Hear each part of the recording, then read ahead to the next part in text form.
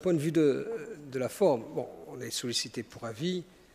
Le président de l'exécutif rappelait qu'il n'était pas nécessaire d'espérer pour entreprendre, mais il n'est pas nécessaire aussi de réussir pour persévérer. Donc, je crois qu'il est utile qu'on puisse donner notre avis. Pour compléter les propos de Camille, je livrerai 4-5 observations et ce temps de parole dont juge Monsieur le Président sera autant de temps de parole en moins pour présenter les amendements, puisque ce sont des observations qui vous seront présentées sous forme d'amendements dans les minutes qui suivent. Je n'y reviens pas, Camille a parlé de notre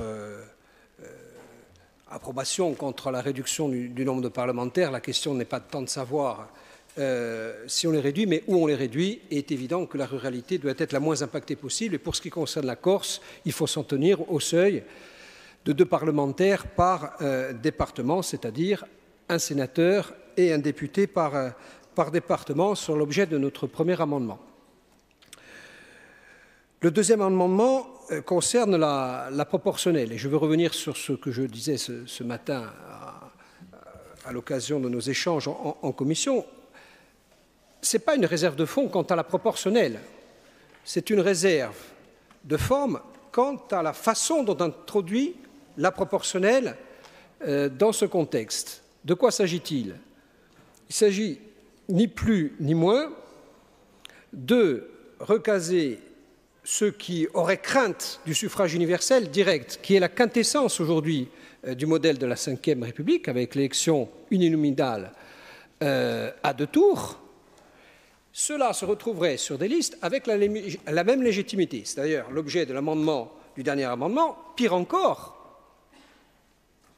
les uns pour être remboursés doivent passer la barre des 5%, les autres, sur liste nationale, on va retrouver, j'assume mon propos, excessif, mais qui est là pour fixer les esprits, un ensemble d'apparatchiks qui vont surfréquenter les coulisses des grands partis nationaux et se retrouver avec la même légitimité à l'arrivée sur les bancs de l'Assemblée nationale. Pour nous, ce n'est pas une bonne formule. Si on voulait de la proportionnelle, alors il fallait aller jusqu'au bout et introduire la proportionnelle sur chaque territoire, mais ça ne correspond pas à l'esprit de la Ve République pour lequel nous militons. La troisième réserve touche à la limite dans le temps de certaines fonctions exécutives. Toujours la même chose dans l'esprit de la Ve République, nous on considère que c'est le peuple qui doit trancher.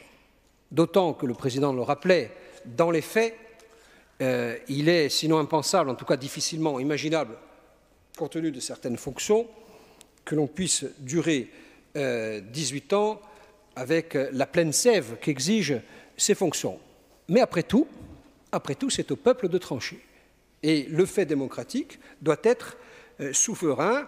A contrario, on ne voit pas pourquoi quelqu'un qui n'aurait pas exercé dans de bonnes conditions ses fonctions 2 mandats aurait le droit de se représenter, puis quelqu'un qui aurait donné la pleine mesure de sa tâche durant 3 mandats serait de fait exclu par un effet mécanique de la loi. Enfin, et ça fait l'objet d'un dernier amendement, concernant le cumul ou le non-cumul de certains mandats, nous avions dit à l'époque, lorsque cette question avait déjà été sur la table, qu'il y avait confusion des esprits quant au regard que portait le législateur sur les institutions de la Corse, puisqu'elle excluait certaines fonctions exécutives. La fonction de président de l'Assemblée n'est pas une fonction exécutive.